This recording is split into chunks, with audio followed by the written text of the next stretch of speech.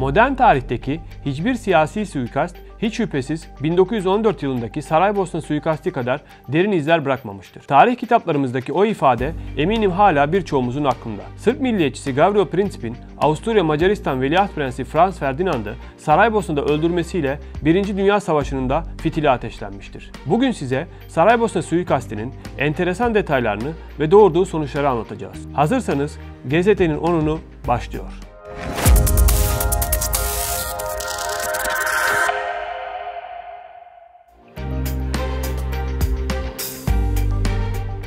Gavrilo Princip 1894 yılında Bosna Hersek'te dünyaya geldi. 1912 yılında Belgrad'da kaldığı sırada Karayel adındaki gizli bir terör örgütünün mensuplarıyla bağlantı kurup Genç Bosna isimli devrimci oluşumun üyesi oldu. 28 Haziran 1914 günü o dönem Avusturya Macaristan idaresi altındaki Saraybosna'ya resmi bir ziyaret gerçekleştiren Veliaht Prens Franz Ferdinand ile eşi Sofya'yı suikast sonucu öldüren Princip, 28 Nisan 1918'de ağır hapishane koşulları nedeniyle yakalandığı verem hastalığı sonucu bugün Çekya sınırlarında kalan Trezin'deki hapishanenin revirinde hayatını kaybetti. 1878 yılında imzalanan Berlin Anlaşması ile Bosna Hersek Osmanlı idaresinden çıkıp Avusturya Macaristan idaresine bırakılmış, akabinde ise Avusturya Macaristan Bosna Hersek'i ilhak etmişti. Ferdinand ve eşi büyük askeri tatbikatı izlemek üzere 27 Haziran 1914 günü Saraybosna'ya gelmişti. Ilıca semtindeki Bosna Oteli'nde kalmışlar ve o gece üst düzey misafirleri için bir akşam yemeği tertip etmişlerdi. Kraliyet ailesine mensup çift, bir gün sonra olacaklardan habersiz gecenin keyfini çıkarmıştı. Prens Ferdinand, gördüğü yakın ilginin de etkisiyle ertesi gün aracını kullanan şoföre şehir merkezinde yavaş ilerlemesi talimatı vermiş, şehri iyice görmek istediğini söylemişti. Bugün de şehrin önemli sembollerinden biri olan tarihi şehir kütüphanesi ve belediye binasına nehir boyunca uzanan yoldan geçmişlerdi. İlk suikast girişimi bugünkü Saffet Bey Başageç İlkokulu'nun olduğu yerde gerçekleşmiş, suikast timinden biri aracın yavaş geldiğini görüp el bombası atmıştı. Ancak aracın şoförü atılan bombayı fark edip gaza basmış ve suikast başarısızlıkla sonuçlanmıştı. Resmi törenin ardından Ferdinand ve eşi suikast girişiminde yaralananları ziyaret etmek için hastaneye doğru yola çıkmıştı. Geldikleri yoldan dönmeleri gerekirken şoför büyük bir hata yapmış ve bugünkü Yeşil Bereliler Sokağı'nın bulunduğu dar yola girmişti. Ana yola geri dönmek istediğinde ise Gavrilo tam iki yolun kesiştiği noktada onları bekliyordu. Fırsat adeta ayağına gelen Gavrilo Princip yakın mesafeden iki el ateş ederek hem prensi hem de eşini öldürmüştü. Suikasti gerçekleştiren Gavrilo Princip'in yanı sıra ilk bombayı atan Nedeljko Jabrinović, Cvetko Popović, Danilo Ilić, Trifko Grabeş ve Vaso Đubrilović de yakalanırken suikast ekibinden sadece Muhammed Mehmet Bašić Sırbistan'a kaçarak yakalanmaktan kurtulmuştu. O dönemin kanunlarına göre 21 yaş altındakiler reşit sayılmadığından suikastin faillerine idam cezası verilemezken tamamı 20'şer yıl hapse mahkum edilmişti. Faillerin tamamı Avusturya Macaristan'ın farklı bölgelerindeki hücrelerinde hayatlarını kaybederken kalıntıları ise 1. Dünya Savaşı'nın ardından Saraybosna'ya getirilip buradaki Aziz Marko mezarlığına defnedildi. Ferdinand ve Sofya'nın katilleri için burada bir de Vidovdan Kahramanları Şapeli inşa edildi. Veliaht Prens Ferdinand, Belgrad'da eğitilmiş ve silahlandırılmış bir suikast timi tarafından öldürülmüştü.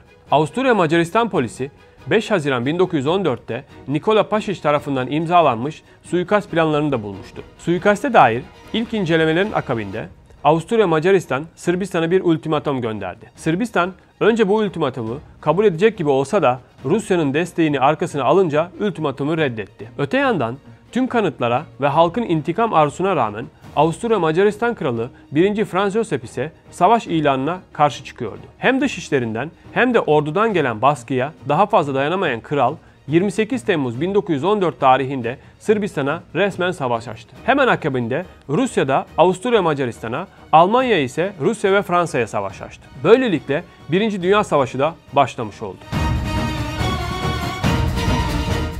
Rusya, Fransa ve İngiltere'nin başını çektiği itilaf devletleri ile Almanya, Avusturya Macaristan ve Osmanlıların başını çektiği ittifak devletleri arasındaki savaş tam 4 yıl sürdü. Tarihin o güne kadar gördüğü en kanlı savaş olarak kayıtlara geçen 1. Dünya Savaşı'nda 40 milyona yakın insan öldü veya yaralandı. Savaşın sonucunda Avrupa'nın siyasi haritası da tamamen değişti. Zira imparatorluklar parçalanırken birçok yeni devlet kuruldu. Savaşın ardından Almanya zayıflarken İngiltere ve Fransa ön plana çıktı. Yeni kıtadaki güç dengeleri de değişti. Avusturya Macaristan İmparatorluğu da parçalandı.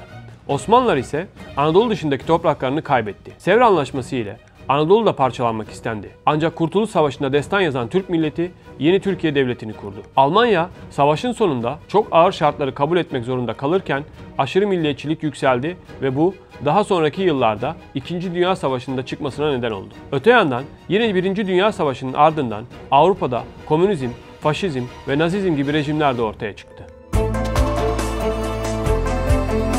Tekrar Saraybosna suikastine dönecek olursak, suikastin düzenlendiği gün de Sırplar için anlamlı bir gün olarak ön plana çıkmaktadır. Aziz Vitus günü olarak da adlandırılan Vidovdan'ın tarihi Osmanlılar ile Sırpların karşı karşıya geldiği 1389 yılına dayanmaktadır. Sırp Prens Lazar 1389 Kosova Savaşı'nda öldürüldükten sonra 28 Haziran Aziz Prens Lazar ve Sırp kurbanları anma günü olarak belirlenmiştir. Sırp halkının en önemli dini bayramlarından biri olarak ön plana çıkmaktadır. Kosova Savaşı ve Saraybosna suikastinin yanı sıra birçok sembolik olayın yine 28 Haziran'a denk gelmesi de dikkat çekmektedir. Eski Yugoslavya'nın dağılma sürecinde de etkisi olacak Büyük Sırbistan Hareketi'nin 1989 yılında Slobodan Milošević tarafından başlatılması, Milošević'in savaş suçları sebebiyle 2001'de Lahey'e iade edilmesi ve Sırbistan'dan ayrılan Karadağ'ın 2006'da BM'ye kabul edilmesi bunların bazılarıdır.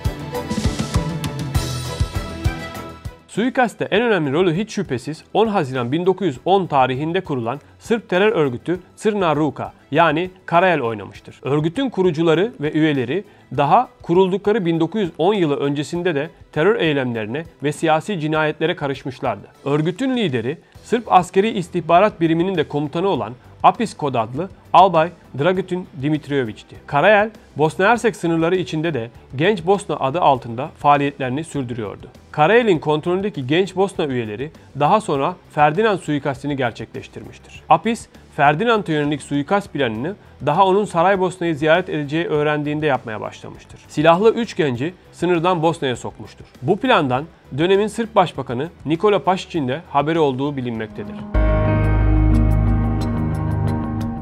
Kimilerine göre tesadüf kabul edilse de suikaste dahil en ilginç detaylardan biri Ferdinand'ın Saraybosna'yı ziyaret ettiği gün şehirdeki 2 sinemada suikasti tahmin eden 2 film gösterilmesi oldu. Filmlerden biri İnsansız Dünya, diğeri ise Gece Yarısında Bir Kurşun oldu. Bir diğer önemli detay ise dönemin Belgrad'da görevli Rus askeri ateşesinin suikast için Sırp askeri istihbarat birimine para vermesi oldu. Gavrilo Princip ile Nedeljko Čabrilović her ne kadar suikastten önce siyanürlü hap içmiş olsalar da bu onları öldürmemiş, sadece büyük karın ağrıları yaşamalarına sebep olmuştu. Ferdinand, Habsburg hanedanlığından olup suikaste uğrayan ilk isim de değil. Daha önce İmparator Franz Josep'in eşi Elizabeth 1898 yılında İtalyan anarşistler tarafından öldürülürken Joseph'in kendisi de 2 suikast girişiminden başarıyla kurtulmuştu. Birinci Dünya Savaşı'nın fitilini ateşleyen o kurşunu atan Gavrilo Princip hakkında terörist mi yoksa milli kahraman mı tartışmaları 100 yıl sonra dahi devam ediyor. Princip'e dair ilk anıtın 1930 yılında yapıldığı biliniyor.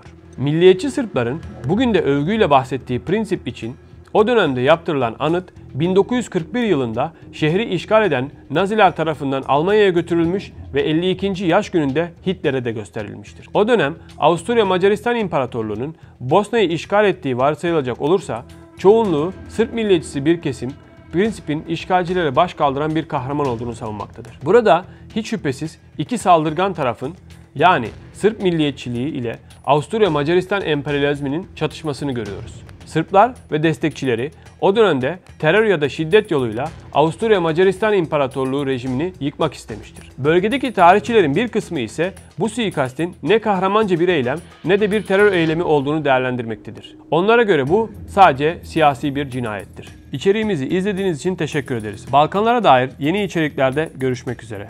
Videomuzu beğenmeyi ve kanala abone olmayı da unutmayın. Modern tarihteki hiçbir siyasi suikast hiç şüphesiz 1914 yılındaki Saraybosna suikasti kadar derin izler bırakmamıştır. Tarih kitaplarımızdaki o ifade eminim hala birçoğumuzun aklında. Sırp milliyetçisi Gavrilo Princip'in Avusturya Macaristan Veliaht Prensi Franz Ferdinand'ı Saraybosna'da öldürmesiyle 1. Dünya Savaşı'nın da fitili ateşlenmiştir.